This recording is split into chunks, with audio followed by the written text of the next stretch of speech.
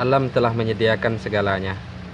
Ini salah satu contoh obat yang paling paten untuk sakit gigi. Hanya dalam waktu 1 menit maka sakit gigi Anda akan reda. Caranya adalah mengambil salah satu bunganya. Kalau Anda menemukan tanaman seperti ini, inilah obat yang paling paten untuk sakit gigi. Nah, seperti ini caranya.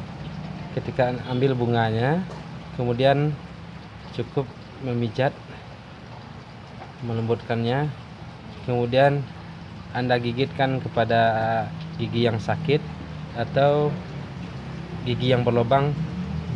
Anda cukup menggigitkannya selama kurang lebih 1 menit, maka sakit gigi Anda akan langsung hilang. Kalau sakit gigi Anda berasal dari suhu tubuh yang panas, maka minumlah air yang cukup untuk membantu